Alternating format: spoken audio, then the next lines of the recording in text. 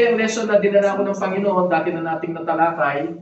Sayang, wala yung maraming mga bisita pa natin, no? Kasi ang topic natin na talakay na natin 1 year ago, dun sa kabila, tawag dito, one of the attribute of God, God is good. Kasi ito yung kailangan natin ngayon, ano?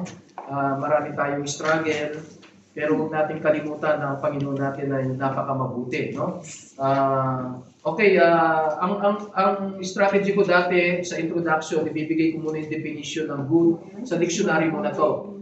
May mga kopya kayo, pwede nyo bigyan ng ano yan, sa ilagay nyo dyan, definition from dictionary. Ang ibig sabihin ng good is that which contribute to diminish or remove pain. Ang mundo ngayon, napakaraming kapigatian, no? Magbukas kayo ng Facebook, nakaka-toxic. Tapos may makausap ka, nakaka-toxic. Pero bilang Kristiyano, humanda tayo, no? Kailangan kahit may problema tayong sarili, tulungan natin yung iba. Kunwari, hindi nyo maalis yan. Pagka may problema yung mga kakilala natin, lalo na yung kababayan natin dito sa Armenia, tayo yung isa sa ini-expect nila, no? Na pwedeng malapitan. Huwag tayo maging judgmental. No? Huwag nyo sasabihin, hindi ka naman namin miyembro. Ay, pag ini-invite kita, hindi ka umaaten. No? Actually, yung mga hindi umaaten na yan, may gagawin ng Panginoon. Isa sa gagawin yan ay yung magkakaroon sila ng problema, tapos wala silang malapitan, sana tayo maging available sa kanila. So, ito yon. Ang ibig sabihin ng good muna, yung nagbabawas, o kung pwede ka, matanggal lahat ng kapaitan, no? Or to increase happiness. Dalawa siya. Pag sinabing good, nagpapadagdag ng kasiyahan at nagpapabawas o nagtatanggal ng kalungkutan o kapigatian. So, ibig din sabihin yan, benefit, advantage. As opposed, meron siya negative to evil or misery. Ang mundo ay puno na ng evil and misery, no? So, meron tayong welfare, prosperity, advancement of interest or happiness, no? Pero tayong Kristiyano, binibigay nating solusyon sa kagalakan, hindi yung sa kasalanan. Yung ang believer, tara, daanin natin sa inom yan. Kaya tara, ganun sila mag-comfort eh. Kinukomfort nga niya sandali, pero after nun, mas malaking problema. Di ba? Minsan, tara, punta tayo sa gig show. Ano yung mga gig show? No? And of a quick sympathy. Mabilis siyang maawa. No? Mabilis. And his unfailing attitude toward all moral. Pag sinabing unfailing, hindi nabibigo. No? All moral being is open. Kaya lang, kasama rin sa goodness ng Diyos yung pagiging prangka. Ito, dito tayo medyo lugi ng mga tao. Minsan, ayaw na natin, ewan ko, ugali na natin yun eh. Lalo tayo mga Pilipino, nakangiti pa tayo. Diba? Ang Diyos, pag may kasalanan ka, immediately, i-review ka niya. Yun ang ibig sabihin ng open, frank, pero friendly. Minsan, meron pa rin namang sasabihin na, wag yung derogatory. Alam yung salitang derogatory? Yung derogatory yung, okay, sige, napahamak siya dahil sa kasalanan niya, tapos, titirisin mo pa siya. Parang nanliliit siya. Huwag ganun mga kapatid, no? Ang Diyos, friendly pa rin yung mga salita niya, no? And then by His nature, ang kalikasan ng Diyos, He is inclined to bestow blessedness. Parang handa siya laging magbigay ng pagpapala. And He takes holy pleasure in the happiness of His people. Huwag kayong maniniwala. Alam nyo, pag lumalim na kayo sa doktrina, may magtuturo na ang Diyos pinili niya kung sino yung pupunta sa impyerno. Nasasabi nila, natutuwa ang Panginoon pagka, alam niyo sa tao tawag doon sa lista. Hindi sa lista ang Panginoon. No? Ang pleasure o ang kagalakan ng Diyos yung kaligayahan ng kanyang mga tao, minus sin, of course. Ayaw niya naman tayo magsaya na may kasalanan. Pero pinakikita niya, katulad sa atin, nakita niyo ba ngayon? Kung dati, nandun tayo sa mga bisyo, sa mga inuman, di natin alam dati ang salita niya kasi naghahanap tayo ng kagalakan eh. Nagaling tayo sa trabaho, gusto nating mag-relax. Pero ngayon, ito pala yung the best. No? Na-relax ka na, hindi ka pa nagkakasala. Yun yung sinasabi rito, ang pleasure ng Diyos ay yung happiness ng kanyang mga tao. Punta tayo sa application ngayon. Letter, nakalagay, sa likod muna tayo, sa likod. Explanation, may mga technical ito na nagpasa natin ng mabilis to, limited ang time natin. Letter A, that God is good is taught or implied on every page of the Bible. Ako, magbasa lang kayo ng Bible mga kapatid. No, nasa page 2 na ako, dun sa likod na yan, no? Roman number 2. Implied, kung nabing implied, minsan kahit hindi siya sabihin yung salitang God is good, yung mga ginawa niya, yung mga mensahe niya, mabuti lahat. No? And must be received as an article of faith. Alam niyo, kung tayo mga Baptist, meron tayong article of faith. Yung nabing article of faith, yun nasa Bible. Hindi tayo nagdidikta ng doktrina na wala sa Bible. Hindi natin dinadagdagan. No? O, kasama sa article of faith natin, yung ang Diyos ay napakamabuti. Actually, isa sa nature ng Panginoon niya, napakamabuti niya. No? And then, verse 1, it is a foundation stone for all sound thought. Kung gusto mo ng malinis, tuwid na kaisipan, patungkol sa Diyos, huwag mong ihiwalay dun sa kabutihan ng Diyos. Now, subukan nga natin pasukin yung impyerno. Yan, medyo parang kumukontra yung impyerno. Sabi mo, mabuti ang Diyos eh. Kaya hindi siya gagawa ng impyerno. Now, meron naman kasi siyang ibang katangian din na hindi siya papayag, hindi niya gagawin talaga yung impyerno nang walang dahilan. Kasi good nga siya. Kaya lang, bakit niya ginawa? Kasi nga, holy siya, tsaka justice siya. Yan ang tatandaan niyo mga kapatid, ayun ang sagot doon. Kasi meron kayong may encounter na hindi naniniwala sa impyerno eh. Tulad ng mga Jehovah's Witnesses, hindi sila naniniwala sa impyerno. Now, ang Katoliko naniniwala sa impyerno pero hindi dinidiin. Hindi yan dinidiin sa mga misa. No? Ayaw na ayaw pag-usapan. Sa atin, pwede mong idiin ng impyerno na hindi naapektuhan yung pagiging mabuti ng Diyos. Actually, kaya nga dinidiin ng impyerno dahil mabuti ang Diyos. Paano nangyari yun? Para wag mapunta ang tao sa impyerno. Kasi kung hindi mo ipapaalam na may impyerno, mapunta ang tao sa impyerno. Eh, hindi mabuti yun para sa tao. Kaya minsan, kala ko lang baliktad eh. Kung mabuti ang Diyos, dapat wala ang impyerno. Well, pakita mo, originally, wala ang impyerno. Kasi nung time na yun, wala pang kasalanan. Pero ginawa ang impyerno dahil sa kasalanan. Actually, mga kapatid, gusto kong gamitin yung Sunday school natin bilang doctrine hour natin. Dito natin naaralin yung mga doctrine. No? Ang dami natin aralin, sinasabi yung doctrine. Ang naituro ko pa lang sa inyo halos yung doctrine of God eh. Diba, inaral natin dati yung mga names of God, attributes of God. Pero hindi pa natin inaral yung patungkol sa Trinity. Hindi pa natin inaral yung the deity of Christ. Ano yung mga pruweba natin na si Kristo ay talagang Diyos kasi nalabanan eh. Hindi pa natin natalakay yun. Kailangan natin ng regular time. At tamang-tama, ito na yun. No? Itong Sunday school mga kapatid. Okay, punta tayo sa number 2. Diyan pa rin sa under letter A ng explanation. To allow that God could be other than good is to deny the validity of all thought and any the negation of every moral judgment. Huwag na huwag niyong i-allow na ang Diyos ay hindi mabuti. No? Hindi, mabuti siya. Kaya nga siya bumaba eh. Okay? Kaya lang tinatanggihan ng tao yung solusyon, kaya sila napupunta sa impyerno. Verse 3, number 3, if God is not good, there can be no distinction between kindness and cruelty. Magkakampi na yung gano'n, no? Heaven and hell. Walang kwenta yung heaven at saka hell kung hindi mabuti ang Diyos, no? Okay, punta tayo sa letter B. Another explanation ng goodness of God. The goodness of God is the drive or motive. Yan ang nagbubunsod sa Diyos behind all the blessing He daily bestows upon us. God created us because He felt good in His heart and He redeemed us for the same reason. Pwede ba natin basahin itong lamentation? Actually, ito yung verse dun sa isang kanta natin na, ano ba yung kanta natin? Yung faithful. God is faithful, di ba? Yung meron tayong isang kanta na dyan binase. Lamentation. Medyo mahirap hanapin. Pagkatapos ni Isaiah, Jeremiah, yun. Pagkatapos ni Jeremiah, Lamentation. Yan, chapter 3, verse 22. Ang sabi ni Jeremiah nagsulat ng Lamentation, ha? Tama ba? 3:22. It is of the Lord's mercies that we are not consumed. Ako gusto ko itong verse na to. No? Kung masama na yung nararanasan mo, mabuti pa rin yan kaysa sa mas masama. Ibig sabihin, kung ano yung nararanasan mo masama, pwede ka pa sanang makaranas ng mas masama dyan eh.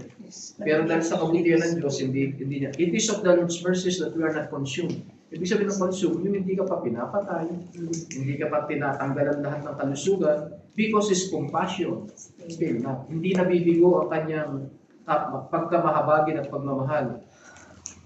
They are new every morning. Great is thy faithfulness. Sana pag-isip. Ayun, yung kanta pala natin, great is thy faithfulness. Ito yun. Dito binasyon, no? Nakalagay yan, kada umaga. No? Bago. Kaya mga kapatid, dapat ang Kristiyano, tayo ang excited mabuhay everyday. Pag nagising kayo, unang-una pasalamat na tayo, Panginoon, salamat buhay ako. Huwag mo muna intindihin yung problema. Salamat, Panginoon, makakapag-serve pa ako sa iyo. Tapos tignan mo, kung may katabi ka, kung humihinga pa, salamat, Panginoon, humihinga pa ito katabi ko. Kasi pagka, pwede naman kunin na ng Panginoon. Yun yung salitang consume eh. Dahil sa mercy ng Panginoon, kaya hindi tayo natitigok. Sa salitang Tagalog, kaya hindi ka natitigok. Kaya hindi ka na wawasak, no? Another verse, ito maganda, 68:19. Wala dyan, pero ilista nyo lang. Psalm 68 verse 19. Ganda itong verse na ito eh.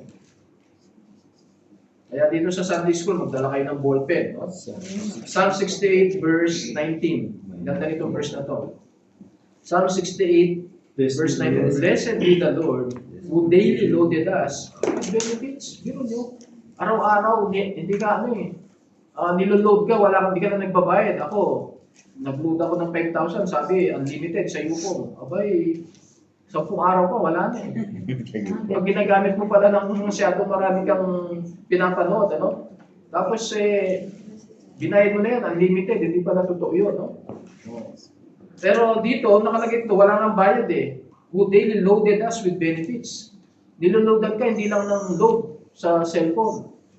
Pagkain, kalusugan, kaibigan, no? Ang dami yung niloload. Trabaho, even the God of our salvation, sila, no? So, tanda niyan, He daily loaded us with benefits. Okay, letter C. The ground of all blessedness is the goodness of God. Kung ano man yung tinanggap mo, yan ang magpapasalamat ng tao eh. Huwag kayong, nagkaroon ka ng trabaho, ang galing ko. Mahina kasi yung mga nakasabay kong nag-a-apply. Huwag ganun. Mabuti ang Panginoon. Kaya ikaw ang napaburan. Ang tawag natin doon, God's favor, man's favor. Pagka pinaburan ka ng Diyos, kahit yung kaaway mo, papaburan ka niya. Hindi niya magawang ayaw kanyang gawa na mabuti, pero hindi niya makontrol ang sarili niya na may gagawin pa rin siyang mabuti sa iyo. Ganyan ang laban ng Kristiyano, no? Okay, nakalagay dyan, the unmerited is spontaneous. Pag sinabing spontaneous, yung tuloy-tuloy ba? Ang Diyos, alam niyo yung salitang spontaneous, minsan gagamitin ko yan, kailangan kong pinapaliwan. Yung spontaneous, yung hindi kinakailangan ng dahilan. Minsan, di ba, pag tumanggap ka na rin ka, bakit? Para saan? Tatanong ka pa, di ba, sa tao? Pero sa Diyos, hindi mo na sa tatanong yan, Lord, for what? Wala lang. Masaya siyang paborang kanya. Masaya siyang ingatan kanya. No? So, wala naman tayo dapat gawin kundi magpasalamat.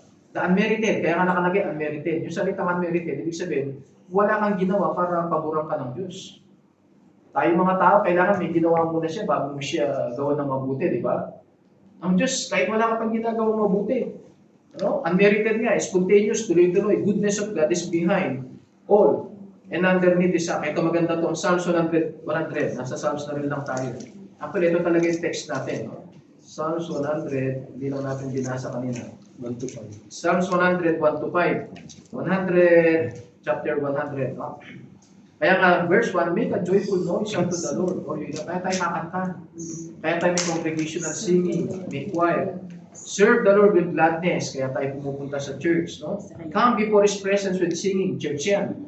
Diba? Ayan. Tapos, know that the Lord, He is God. Okay, isa lang siya. It is He that hath made us, and not we ourselves. Maganda yan. Siya yung creator natin. No? Actually, mga kapatid, alam nyo, naisip ko lang wala yung susunod gagamitin ko na yung whiteboard na yun, no? Bibili tayo ng kasi hindi maganda yung pag-erase. Yung tatlong bilog lagi, imagine niyo na lang, no? Yung sabi ko sa inyo, unang bilog, creation of God. Parang yan yung verse verse 3. It is He that hath made us. So lahat ng tao pasok dun sa yun. And not we ourselves. Tapos, we are His people and the sheep of His pasture. Yan naman yung pag-anakanan niya. Tao ka na niya. Tawag dyan, family of God. Yung una, creation of God. Yung unang bilog. Yung pangalawa, family of God. Pag born again ka na. Ayun yung sinasabi niya, His people and the sheep of His pasture. Tapos, actually, yung sheep of pasture, pag alam niyo yung analogy sa Bible, yan na yung church eh. Tayo yung kawan eh. No? Yung isa, people, pagka anak ka pa lang niya. Pagka pasok ka doon sa isa pang maliit na bilog, Church of God. Kaya tayo napakamapalad natin. Pasok na pasok tayo doon sa kalooban ng Diyos. Hindi ka lang niya nilikha, Hindi ka lang niya anak o pamilya, iglesia ka pa niya. Nasa loob ka pa ng simbahan. Anong ginagawa sa simbahan? Verse 4. Enter into his gates. Ayun ang gates yan. Siyempre sa Old Testament yan. Yun yung, sabi nga sa inyo, Jerusalem City, maraming gate. Tapos yung mismong temple, may mga ano pa yun. May mga pintuan yun. Tapos may inner court pa. Sabi niya, pasok pa yun. Sa ngayon, ito yung church. Enter into his gates with thanksgiving. Kaya ang Sunday, nagte-thanksgiving tayo sa Diyos. And into his courts with praise. Nagpe-praise tayo. Be thankful unto him and bless his name. Yun ang ginagawa natin. Kaya sa verse 5, ito talaga yung makikita natin. For the Lord is good. Tandaan yung verse na yan. The Lord is good. No? Dapat the Lord is good. Kahit na nawalan ka ng pera, kahit nagkasakit ka, the Lord is good. Bakit? Kasi buhay ka pa. No? Nawalan ka ng pera, pero pwede ka pa rin hindi nagugutom. Kaya then, ang sabi niya, His mercy is everlasting. Kasama rin sa goodness ng Diyos, yung kahabagan. And His truth endureth to all generation. Ang sarap, ganda mga kapatid. Okay, punta tayo. May konting mga minuto pa tayo. Sabi ng implication, Roman number 3. Divine goodness is one of God's attribute. As one of God's attribute is self-cause. Ang ibig sabihin ng self-cause mga kapatid, again sina-challenge ko kayo, pag kayo umaattend ng Sunday school, para na kayo nag-aaral sa Bible school. Kasi ako yung yun ang gift ko eh. Okay? Kasi wala tayong Bible college dito, wala tayong Bible school. Ito na yun. Kaya nga, isa sa pakiusap ko sa inyo, ito to. Ngayon, sana maka-attend yung isa nating kapatid, may pasok. Kaya nga, inaano ko yung Sunday school. Parang naalala yung si Brother Amante. Yung kahit may pasok siya, dahil meron tayong Sunday school, parang nakakapaglingkod na rin siya sa Panginoon. Kasi may isang oras eh. May isang oras siya So, kaya tulungan niyo ako. Although ngayon nag-a-adjust tayo dahil nga sa nag-choir na tayo, which is tinatayo natin yung choir, makakapag-adjust pa tayo niyan. Para hindi makain yung oras ng Sunday school. Para kunwari, alam niyo marami yung bina-Bible study si Mark. Mark Bento ko sana maka-attend, no? Sabi niya, may pasok siya, pero nagpaalam lang siya na malilate ngayon. Pero sabi ko, kung kunwari talagang gusto lang nila maka-attend, na kunwari, alas 12 ang pasok nila, ganun si Amante dati, alas 12. Kung tama yung oras natin, 10 to 11, tapos tayo sa Sunday school. O kahit umabot pa ng 11:30, no? Meron pa si Rico, si Hazel, nakasalubong natin nung nakaraan, no? Actually, pagdaan namin dito nung sa Hatanin, nakasalubong namin. Nilibre pa kami ng kape, no? Isa ganun. May mga taong talaga eh. Sabi ko, actually tapos na kami. Siya papasok pa lang. Parang iniinsist ko sa kanya, kung talagang gusto niya maka-attend, kaya. No? Adjust lang siya. O kaya kahit hindi pa tayo tapos, pwede naman. Ang mahirap lang yung subukan muna nila na first time. Pag nasubukan na yan, tuloy-tuloy na. So, ito yung sinasabing, divine goodness is one of God's attributes, is self-cause. Ibig sabihin niya, wala siyang nakuha sa atin, siya lang ang may desisyon nun. Sana sa buhay natin, gawin din natin yun, no? Pagka talaga Kristiyano ka na, hindi ka, maganda raw magbigay pag hinihingan ka, pero mas maganda magbigay yung hindi ka pa hinihingan. Yung surprise. The best yun. Kasi minsan pag hinihingan ka, namumuna na rin yung tao eh. Kinain na rin niya yung pride niya eh. Alam mo, pautangin mo naman ako. Alam mo, ang hirap kayo makiusap, kahit mahirap ka na. Yung self-esteem ng tao, inaalagaan niya, no? So, kahit sabihin mo, nagbigay ako sa kanya eh. Pero namumuna na rin siya eh. Kasi nagmakaawa na siya sa iyo. Bumaba na yung kanyang dignidad. Samantalang yung wala pa siyang hinihingi at hindi niya in-expect na magbibigay ka, ikaw yung nagbigay, yun ang pinakapagandang bigay. Sa salitang English, it is good to give when asked, but it is better to give unasked. Yung hindi ka pa hinihingan. Ganyan ang Diyos. Di pa nga natin alam na may kaluluwa tayo. Di pa nga natin alam na papunta tayo sa impyerno eh. Di pa nga tayo pinapakanak eh. Binayaran niya na yung kasalanan natin eh. Yun yung goodness. No? Siya ay self-cause, it is infinite, it is perfect, and eternal. Since God is immutable, hindi nagbabari yan. No? Yung intensity ng kanyang loving kindness. Alam nyo, kung may degree ang pag-ibig, may degree na 50%, 100%, ang Diyos laging 100%. Never nag 90% ang kanyang goodness, no? Okay, another, letter B na tayo. Ito maganda to, gusto ko ang letter B. God has never been kinder. Okay, God has never been kinder than He is now. Nor will He ever be less kind, no? Ibig sabihin, Alam niyo, may mga salita na technical to, tayo lang na mga nag-aaral sa Bible nakakaintindi. Ang ibig sabihin, huwag mo sasabihin sa Diyos, ay mas mabait ang Diyos ngayon. No. Hindi nagbago yung intensity. Sa atin, pwede pa. Uy, parang bumabait ka ngayon Kasi dati tayo hindi mabait, tapos whoever is in Christ is a new creature, dinidevelop tayo ng Diyos. Pero, sa atin mga kapatid, ang Diyos, huwag niyo sasabihin na nagbago siya, no? Nor will He ever be less kind. The quality of God's kindness, bigyan niyo ng kopya yung mga bagong dating. No? The quality of God's kindness is not affected by time. Di ba tayo may panahon na malungkot tayo. May makulimlimang panahon. May mga taong gano'n. May toyo kapag makulimlimang panahon. O kaya naman kapag walang pera. May mga panahon yan eh. O kaya pag mabagyo. Pero ang Diyos hindi siya apektado ng oras o ng teritoryo. No? Ibig sabihin, kahit saan lugar. Climate, ayan. Hindi katulad natin, apektado tayo ng climate. Another, ito, letter C, may verse na naman tayo babasahin. Ang ganda nito. He is no respecter of persons, but makes His sun to shine. Gustong-gusto ko ito on the evil, as well as on the good. And send His rain on the just, and on the unjust. Basahin natin ito, napakaganda nito. Matthew 5:44. Matthew 5:44. Ang ganda nito. Yun ang mga Kristiyano, baka minsan maraming nangaasar sa atin, o kaya pag magbibigay ka, may priority, pero pwede pa rin nating tulungan. No? 5:44 ng Matthew, matay siya unto you. Kasi yung sa Old Testament, tunay natin yung patakaran sa Old Testament. Verse 43. Ye have heard that it hath been said, thou shalt love thy neighbor and hate thine enemy. Normal yun. Kahit hindi sa mga Kristiyano, normal yan. Mahalin mo yung nagmamahal sa'yo, magalit ka sa kaaway mo. Normal yan, kahit saan. Pero wala kayong makakita sa history na nagturo na mahalin mo ang kaaway mo. Wala kayong makikita noon, except the Lord Jesus Christ. Kaya kami nakausap ako Hindi pa nga siya naniniwalang Diyos si Kristo pero sabi niya, pero alam mo, Pastor, sabi niya, nagbabasa ako ng mga philosopher Pag nagbasa kasi marami silang iniisip na magandang kaisipan. Pero wala akong nakita yung katulad ng ginawa ni Kristo. Na katulad nung nakapako daw siya sa krus. Yun, ano pa yun, hindi, I don't know kung Kristiyano na yung kausap, Armenian yun. Sabi niya, nung nakapako siya sa krus, sinabi niya na, Ama, patawarin mo sila.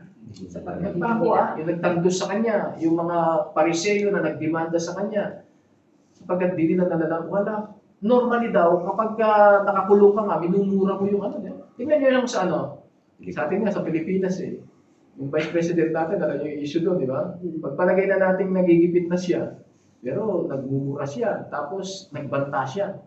Normal yun sa tao. Pero pagka ang Kristiyano, kahit na binabantahan ka na, video ka pa rin.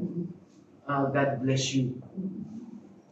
Yun ang sinasabi ni Kristo, yun yung sinabi niyang, pag binato ka ng bato, batoy mo ng tinapay. Okay, tuloy natin itong verse na to. Sa verse 44 ngayon, binago niya, batay siya unto you. Ang sinasabi ko siya, love your enemies. Yan ang nagsabi niya.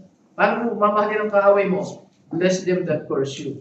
Minura ka, i-bless mo pa rin. O hindi dahilan sa Kristiyano na, ba't ka nakapagmura? Kasi minumura niya ako. Yan, gano'n, no? Curse Do good to them that hate you. Galit siya sa'yo. Bigyan mo pa rin ng mabuti. Gawan mo pa rin ng mabuti. Pray for them which despitefully use you. Actually, yung do good, napipressure ka pa minsan, pastor pa naman ako. Iningiti-ngiti ka pa kahit na, pero yung ipag-pray mo, wala nakakakita sa'yo niyan. Mas mahirap mong gawin yun sa kaaway. Madali pang magkunwari na nakangiti ka kahit galit ka Kasi pressure ka ng tao no? Na nakakakita pakita ng tao Pero yung pag-pray mo, mas mabigat yun. Hindi mo siya ipag-pray kung hindi mo siya minamahal. Mga kapatid, pray them which despitefully use you, mga kapatid. Sa mundo ngayon, uso to. Marami nang gagamit. Pero huwag na tayong dumagdag pa, no? Sabi niya, despitefully use you, Marami, mga kapatid. I-prepare natin ang sarili natin, marami, no? Naring gamitin lang yung visa mo sa Dubai, nag-uso yun. Kasi may tourist visa ka, 1 month. Sige, sabi niya, trabaho ka lang dito. Bibisahan kita. Marami na pahamak sa Dubai kasi tagal ko ron Naubos yung visa. Hindi binisa. Kasi pabor sa kumpanya yun. Hindi kanya ginastos sa visa. Ikaw yung gumastos ng tourismo Ngayon, nung nawalan ka na ng visa, hindi ka na rin pala niya ang tawag doon, ginamit na yung visa mo. Okay? So, pero sabi niya, kahit despitefully use you, pag-pray mo, ano ba? And persecute you, pinipersecute ka na. Verse 45, ito ngayon yung rason. That ye may be children of your Father. Ibig sabihin, nakakagawa ng yan, born again. Pagka-anak ka na ng Diyos. Bakit? Kasi yung tatay mo, good siya, mahahawa ka sa goodness niya. Tuloy natin. That ye may be children of your Father which is in heaven. For He maketh, ano ba ang ugali ng tatay natin? He maketh His sun to rise on the evil and on the good. Nakakita ba? Siguro kung ang Diyos mapagigante, no? Abay, ang araw nakasikat lang sa mga bahay ng mga Kristiyano. Kung meron kayong mga taniman ng palay, ang umuulan lang dun sa pitak ng Kristiyano, hindi ginagawa ng Diyos yan. Kahit yung mga hindi naniniwala, kahit yung mga atheist, yung mga nagsusumpa sa Diyos, yun ang maganda, no? He maketh His sun to rise on the evil and on the good, and sendeth rain on the just and on the unjust. So mga kapatid, yan ang pinasabi rito na ang Diyos ay talagang napakamabuti. Wala siyang racial, facial, financial, social, cultural, or spiritual discrimination. Pagka good ka, wala kang sinisino, no? Gagawin mo yung mabuti. Letter D, the cause of goodness of God is Himself. Tayo mga lalaki, di ba? Kaya tayo nandiligaw, kaya tayo nasusuyo sa babae. Kasi tinitingnan kang future eh. May gusto ka makuha dun sa babae, o kaya kung naging asawa mo, alam, kailangan mo talaga siya, magsiserve siya sa'yo. Hindi katulad ng Diyos. Wala siyang nakikitang makukuha. Sa salitang kanto, wala siyang mahihita sa atin. But in spite of that, gumagawa siya ng mabuti. Sabi ganun din tayo sa kapwa natin. O pag gumawa ka ng mabuti, huwag kang mag-iisip na, ano yung kapalit? Huwag string attached, madi-disappoint ka lang. Yun ang principle ng Kristiyano. So, sana makita natin, no? The recipient of His goodness are always beneficiaries without merit. Tayo yung tumatanggap ng kanyang kabutihan, no? And without recompense. It is all by grace. It is undeserved love and mercy. Okay? So, ano lumuto tayo? Complication, dahil wala na tayong oras. Doon na lang tayo sa application. Ay, ibig sabihin lang naman ng complication, tandaan nyo, no? Bahagi ng goodness yung mercy. Pag nabi mercy, dapat ka ng parusahan, aalisin ng Panginoon yung parusa. Katulad ng impyerno. No? Pag sinabing mercy, is that eternal principle of God's nature which leads Him to seek the temporal good and eternal salvation of those who have opposed themselves to His will. Yung bang kahit na gumawa ka na ng masama, dahil sa habag niya, hindi na niya bibigay sa yung parusa, kahit siya na yung naparusahan. Yan ang nangyari kay Kristo. Siya yung napunta sa impyerno, kaya hindi na tayo pupunta sa impyerno. Pero yung mga hindi tumanggap sa Kanya, talagang pupunta sila sa impyerno. Dahil tinanggihan nila yung solusyon. Yung goodness naman, ang ibig sabihin nito, yung kunwari, anak ka ng Diyos, ginagawa mo yung kalooban mo, naku, ang dami niyang iisipin kabutihan mo. May verse nga sa Bible, hindi pa nakita ng mata, hindi pa narinig ng tenga, hindi pa na-imagine ng isip ng tao yung magandang pinaplano ng Diyos sa'yo. Bakit sa atin? Uwal gano'n, no? Actually, kami nga, nung nagsimula kami rito, hirap na hirap tayo sa bahay lang, markilala rin naman tayo, pero hirap na hirap kami dati, no? Nakikigamit ng sipag yan, nandito tayo. Isa sa goodness ng Panginoon yan, yung hindi mo ma-imagine. Hindi mo ma-imagine, no? Yan, pag nagpo-post tayo, akala ng iba mayaman na tayo. Wala tayo magawa eh. Para maisip nila sa Panginoon yan, dahil sa Panginoon. Okay, punta na tayo dun sa huli. Wala na tayong oras. Application na tayo. Anyway, patapos na tayo. Ngayon, ang pakinabang ngayon ng goodness ng Diyos, letter A, kaligtasan. Kung hindi mabuti ang Diyos, hindi tayo maliligtas. Pero ang kailangan ng tao ay repentance. Tingnan natin si Romans 2:4. Maganda itong Romans chapter 2. Yung kabutihan ng Diyos, mag-aakay sa tao na magsisi. Pero may mga taong hindi pa nila alam yan. Sabi ng Romans 2:4, or despised thou the riches of His goodness. Ang kayamanan ng kabutihan. Ang gaganda ng mga salita eh. According, and forbearance, ibig sabihin, pagpapasensya. Long suffering, ang haba ng pasensya ng Diyos. Not knowing that the goodness of God leadeth thee to repentance. Alam niyo mga kapatid, minsan meron naman naiinip. Pastor, kaya ka ba babalik? Alam ko, maraming hindi naniniwala sa Diyos. Ang ginagamit nila ng dahilan yung salitang pagbabalik. Kasi andyan pa yung mga apostle, sabi niya, babalik ako. Di ba nung sinabi niya, yung templo na yan, magigiba yan. Akala ng mga disciple, yung second coming na. No? Tapos, 2,000 taon na. Ba't wala pa raw siya? Now tayo, ang sagot natin doon, kaya hindi pa siya bumabalik, marami pa siyang gustong iligtas. Tayo, ligtas na tayo. Kaya anong oras siyang bumalik, sama na yan, dadalik tayo sa langit, hindi pa nakarinig eh. Kaya sana maunawaan iba. O kaya pag tao, masarap witnessan yung mga na-aksidente na. Ako yung mga bina-Bible study ko, gano'n eh. Yung mga nag-testimony, si Brother Randy, testimony niya, no? Ilang beses na siyang nagkasakit. Ang laging dating sa akin, Brad, may mission pa ang Panginoon sa iyo. Hindi lang naligtas, hindi lang para iligtas, kundi para magpagamit sa Kanya. May mga bina-Bible study ako gano'n, Brad, may mission sa iyo, Panginoon. Kahit unbeliever pa sila. Pero siyempre, present mo muna yung salvation. Pag naligtas sila ngayon, makikita nila, no? Goodness ng Diyos, maliligtas ka. Okay, comfort in our struggle. Yung Romans 8:28. Total, nasa Romans na tayo. Another verse na makikita mo ang kabutihan ng Diyos. Romans 8:28. And we know that all things, lahat, pati yung mga masamang karanasan, work together for good to them that love God. Tiyakin mo lang na mahal ng Diyos. To them who are the called according to His purpose. Tinawag niya tayo sa kaligtasan eh. At tinatawag niya tayo para magpakabanal. No? So mga kapatid, ano ba ang problema natin? Iko-comfort tayo ng kabutihan ng Diyos in our struggle. Binasa na rin natin yung Psalms kanina, 100 verse 5, the goodness of God. No? Talagang binibigyan niya sa atin araw-araw ang kanyang kabutihan. Then letter C, last na to, conformity to God's attribute. Binasa na rin natin kanina eh. Kung talagang mabuti ang Diyos, dapat mabuti rin tayo. Actually, dun sa Matthew kanina, be also, as your Father is perfect, be also perfect. Yung salitang perfect doon, hindi ibig sabihin na perfect ka talaga. Ibig sabihin na mature. Yung mga katangian ng Diyos dapat nasa atin. Especially yung goodness, no? Mga kapatid, be therefore perfect. Ayan, sabi ng Matthew 5:45, nandiyan na pala, no? Even as your Father, which is in heaven, is perfect. Ang ibig sabihin ng perfect dyan is full development. Tandaan nyo, kaya tayo nag-aaral ng Bible, magpatuloy tayo sa pag-develop. Grow into maturity of godliness. Papunta tayo doon. Not sinless perfection. Meron mga grupo ng born again na tinuturo nila pag na born again ka, hindi ka na magkakasala. Kawaway mo ngayon. Kasi yung mga miyembro, na disappoint sila. Una, naniniwala sila. Kaya hindi sila nagiging maingat. Kasi ang turo, wala na silang kasalanan eh. No? O, di pagka napasabak sila ngayon sa tukso, sa bumagsak, wala na. Hindi ang kakuligtas. Ayun, mga nagda-doubt na. Samantalang pag tayo, mga kapatid, lumalaban tayo kasi alam natin nandiyan pa yung old nature, pero unti-unti yung inaayos ng Panginoon. No?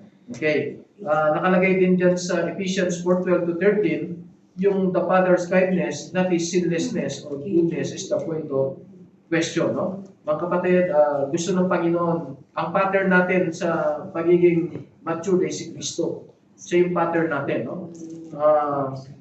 So, kailangan yung goodness niya ang gayahin natin. Number 2, nandiyan ako sa baba, Romans kanina, yung salitang conform. Ang ibig sabihin niya to jointly form, no? Yung maging kapareho tayo ng anak niya, to be conformed. Actually, Romans 8:29 yan, no? Total, nandiyan kayo sa Romans 8:29, tingnan nyo. For whom He did foreknow, tayo. Alam niya, kilala niya na tayo dati. He also did predestinate to be conformed to the image of His Son. Gusto niya tayong maging kahawig. Hindi pagiging Diyos, pagiging perfect na tao, pagiging mabuting tao. Okay? And then Galatians 5:22, last verse, siyam yung bunga ng Espiritu, isa dun ay goodness. But the fruit of the Spirit, not only love, joy, peace, marami yan, may kasama dyan na goodness or kindness, no? It is goodness or it is virtue or beneficence. So mga kapatid, sana ano man problema ang hinaharap natin, maunawaan natin na napakabuti ng Panginoon, no? Napakabuti ng Panginoon sa atin. Kaya sana ay palagi tayong maging magpagpasalamat sa Panginoon sa lahat ng kanyang ginagawa sa atin. Baka may tanong kayo. May konting 2 minuto pa tayo. Baka may tanong kayo about the goodness of God. Starting next week, meron tayong series na naman. No? Ito parang break lesson lang to eh. Nagpiprepare ako ng lesson na tuloy-tuloy. Basta tatandaan nyo, ang ating Sunday School gagamitin natin sa Doctrine Hour. Pag sinabing doctrine, aaralin natin unti-unti yung mga doctrine na sa Bible. No? Katulad nung, either ang mauna yung about Bible. Dati, kinalakay na rin natin ng Bible, pero summary lang yun. Iba pa yung tinatawag na Doctrine of the Bible. No? Paano nabuo ang Bible, paano natin nasabi niya na salita ng Diyos, bagamat tao yung nagsulat. Marami tayong aaralin, no? Napakaraming. Tapos meron din Doctrine of Man. Nako, pag kayo naaral nyo, magugulat kayo, no? May tatlong sangkap ang tao, ano ba yung sangkap ng kaluluwa, no? Ang dami nating aaralin mga kapatid. I think kaya tayo nilagay ng Diyos sa isang settled na lugar para mag-settle na rin yung ating plano, no? Na mga aralin. Okay, may tanong ba kayo? Madadali, may tanong kayo sa... Kayo, Sister Jeremy? Ay, nandito pala yung babasahin mo, Sister Jeremy. Para mamaya. Nagpa-xerox na ako ng ating mga apat na missionary na. Pero unahin mo muna yung sa Bethany mamaya. Meron tayong missionary sa Papua New Guinea. Yung send out ng church natin sa Makati. No? Okay? Wala kang tanong? The goodness of God. Ang normal, yung normal na tanong ng iba talaga pag kinukunta yung goodness, yung ba't may impyerno? Kaya bakit may suffering? Yung matinding tanong din nila. Kung mabuti ang Diyos, bakit nagsasuffer yung mga anak niya? Actually, mababalitaan niyo, mga naglilingkod nga sa Panginoon. Alam niyo, kailan lang, may namatay na namang pastor kami kasama eh. Sa Vietnam ba yun? Sa Vietnam o Cambodia. Nagmumotor lang ha, papunta sa misyon. Aksidente. Batang-bata pa yun. Ano mo, pinito niya, Divera. So mga kapatid, isang tanong ba yun? Di ba naglilingkod naman siya sa Panginoon? Hindi guarantee yun. Hindi pa rin guarantee yun, ano? May plano ang Diyos. Hindi pa rin. Wala siyang mission. Maaaring sa Panginoon, tapos na siya, no? O yun yung ano. Kaya lang sa mundo ng tao, Ibang question nila sa ganun. Okay, pray muna tayo. Let's pray. Ako na lang ang mag-pray. Panginoon, salamat po sa lesson. Salamat po at kahit paano na natalakay namin ang brief lesson about the goodness of God. Nawa, Panginoon, ano naman ang struggle ng aking mga kapatiran, ay magkaroon kami ng comfort. Una, napakabuti mo kasi niligtas mo po kami kahit kami ay makasalanan. At ibahagi lang yung goodness sa iyo. Ayaw mo kami mag-suffer sa impyerno kahit na ikaw na ang dumanas mismo ng suffering sa pamamagitan ng iyong bugtong na anak na hirapan sa krus ng Kalbaryo at namatay. Pangalawa, Panginoon, abang kami mga anak mo dito sa mundong ito, ay nais mong ipakita ang iyong goodness sa amin sa dalawang paraan. Una, yung aming mga kamalian ay tinatanggal mo, Panginoon, bagamat nagkakaroon ng mga consequences, pero dito na lang sa mundo. Pero nais mo rin pong ipakita yung goodness sa positibong paraan. Marami kang plano, marami kang pong hindi pa namin naisip, hindi pa namin narinig o na-imagine o nabasa what are the good things na pinaplano mo para sa amin. Kailangan lang kami magtiwala, kailangan namin i-claim sa kabila ng aming sitwasyon, lalo na po dito sa Armenia, ay ikaw pa rin po ang magbibigay sa amin ng patnubay, lalo na ipakikita mo yung kabutihan. Nawa, maging modelo ka rin namin na sinasabi mo na kung ang Ama sa Langit, pinapaulan mo at sinisikatan ng araw ang bahay, both ng believer at ng unbeliever. Sana ganun din po kami mga Kristiyano. Wala po yung discrimination, bagamat we appreciate our brethren, pero kailangan ipakita namin ang kabutihan sa mga hindi mananampalataya para mahamon din po sila, ma-attract sila na sumama sa iyo pong banal na simbahan upang sila po lumago rin sa tamang pananampalataya. Panginoon, sa umagang ito, pinagkakatiwala namin ibig ang aming mga panauhin na inanyahan, iba pang mga kapatiran na sila makarating, even sa aming worship service, para sama-sama kaming mag-worship Panginoon, magpupuri sa iyong dakilang pangalan. Ito po yung aming ingat dalangin na may pagtitiwala at pasalamat sa pangalan po ng aming Panginoong Yesu Cristo. Amen. Okay?